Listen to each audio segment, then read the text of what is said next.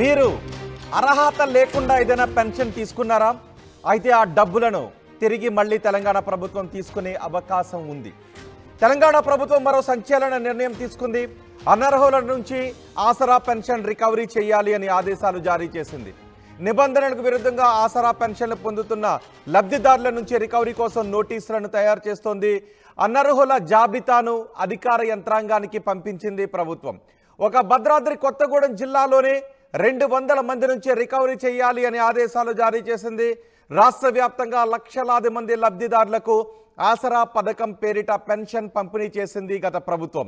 Retire అయిన ఉద్యోగులు సైతం ఆసరా పెన్షన్ పొందుతున్నట్టుగా గుర్తించారు. నోటీసు అందిన 7 రోజుల్లో పొందిన పెన్షన్ మొత్తం తిరిగి చెల్లించాలి అని అందులో పేర్కొన్నారు. లేని పక్షంలో అన్ని రకాల పెన్షన్లు నిలుపుదల చేయాలి అని ఆదేశాలు జారీ చేసినట్టుగా తెలుస్తోంది.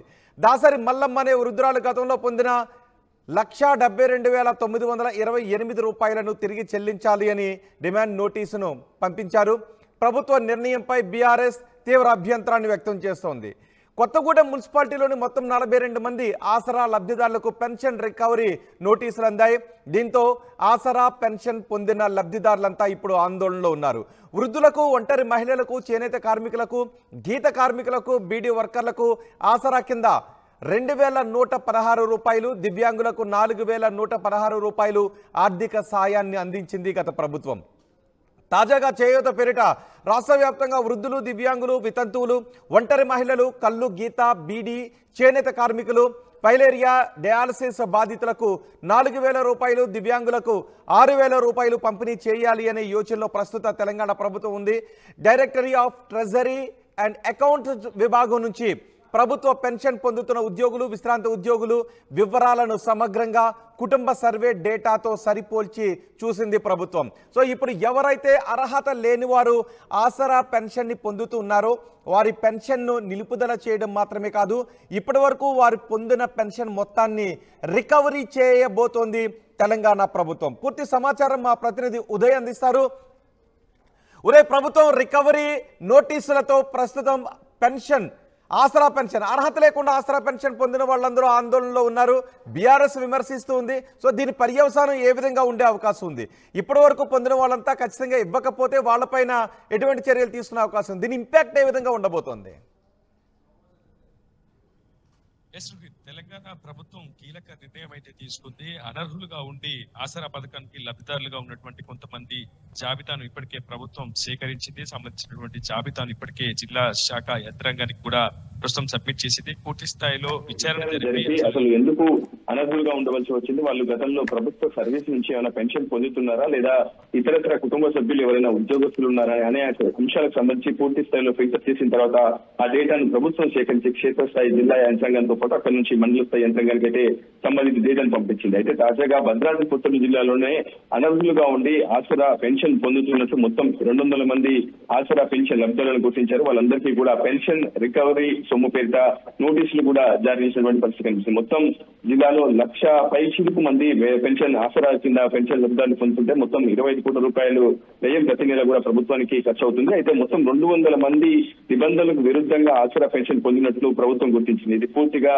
డైరెక్టర్ ఆఫ్ ట్రెజరీ అకౌంట్స్ నుంచి తో పాటు సమగ్ర కుటుంబ డేటా సర్వే ఆధారంగా పూర్తి స్థాయిలో పోల్చి ఎవరెవరు ఉద్యోగస్తులు ఉన్నారో, అసలు భార్య ఉద్యోగం చేస్తుంటే భర్తకు ఏ విధంగా పెన్షన్ వస్తుంది, భర్త చేస్తుంటే భార్యకు వస్తుందా, లేదా ప్రభుత్వంలో గతంలో వాళ్ళు విశ్రాంత కార్మికులు, ప్రభుత్వంలో పనిచేసే తర్వాత విశ్రాంత కార్మికులుగా ఉన్నటువంటి ప్రభుత్వం సర్వీస్ పెన్షన్స్ ఏమైనా పొందుతున్నారా, ఇలాంటి అనేక అంశాలకు సంబంధించి పూర్తి స్థాయిలో సమగ్ర డేటా విశ్లేషణ చేసిన తర్వాత రాష్ట్ర వ్యాప్తంగా కొన్ని వేల మందిని అనర్హులుగా ఆసరా పెన్షన్ కింద లబ్ధి పొందినట్టు ప్రభుత్వం గుర్తించి వాళ్ళందరినీ కూడా నోటీసులు జారీ చేయాలని ఇప్పటికీ సంబంధిత జిల్లా శాఖ అధికారులకు కూడా ఉత్తర్వులు జారీ చేసిన పరిస్థితి వస్తుంది. ప్రస్తుతం సెట్ సంబంధించినటువంటి అధికార యంత్రాంగం దీనికి సంబంధించిన క్షేత్రస్థాయి పర్యవేక్షణ చేస్తుంది. ఇప్పటికే రికవరీ నోటీసు కూడా చేశారు. ఒక కొత్తగూడెం మున్సిపాలిటీలోనే మొత్తం 42 మందికి పెన్షన్ రికవరీ పేరిట నోటీసులు కూడా జారీ చేశారు. అయితే తాజాగా దాసరి మల్లమ్మ అనే దాదాపు 80 ఏళ్ల వయసు కలిగినటువంటి వృద్ధురాలు 1,72,000 రూపాయల పెన్షన్ గతంలో అక్రమంగా పొందినట్లు ప్రభుత్వం నుంచి గుర్తించారు. అదే సింక్రనైజేషన్ అంటే డేటాలో అదే అంశంలో వెలువడిందని కూడా ఇప్పటికే ప్రభుత్వం గుర్తించింది. ఆమె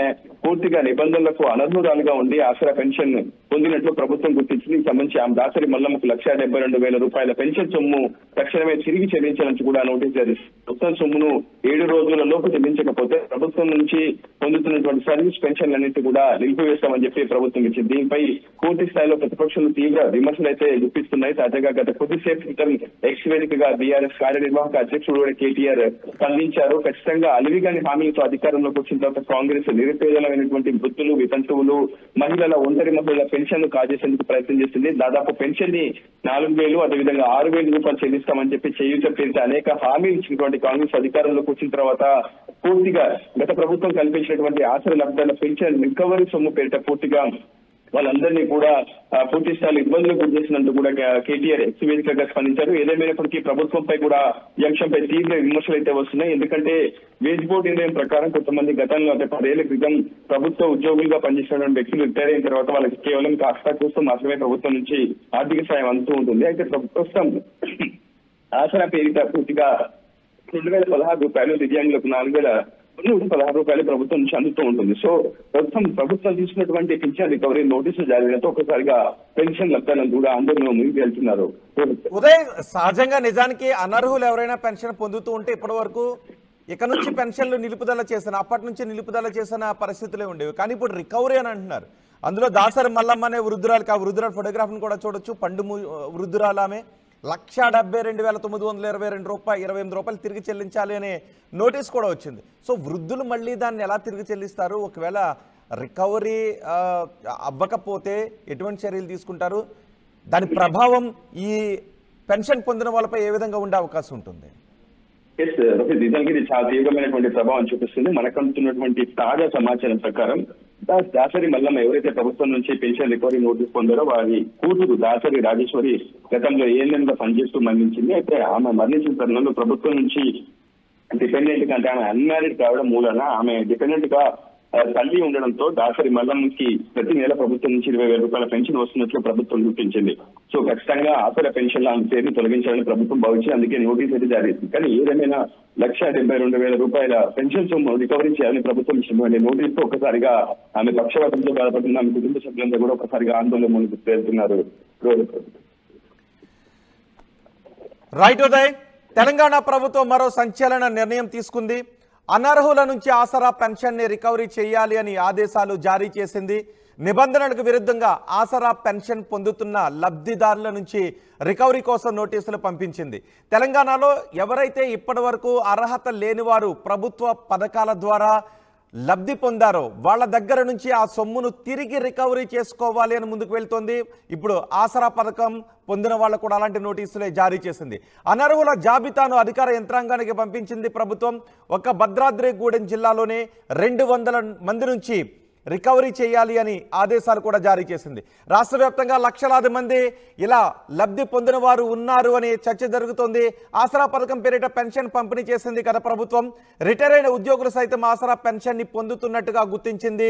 అర్హత లేని వారు పెద్ద సంఖ్యలో ఆసరా పెన్షన్ ని పొందుతున్నట్టుగా గుర్తించింది. అందుకే గతంలో పొందిన పెన్షన్ ని 7 రోజుల్లోగా నోటీస్ అందిన 7 రోజుల్లోగా తిరిగి చెల్లించాలని, లేని పక్షంలో అన్ని రకాల పెన్షన్లు నిలుపుదల చేయాలి అంటూ ఆదేశాలు జారీ చేసింది. దీనిపై ఆసరా పెన్షన్ ని పొందుతున్న వారిలో ఆందోళన వ్యక్తమవుతుంది. బీఆర్ఎస్ నేతలు మాత్రం ఈ నిర్ణయాన్ని తప్పుపడుతున్నారు.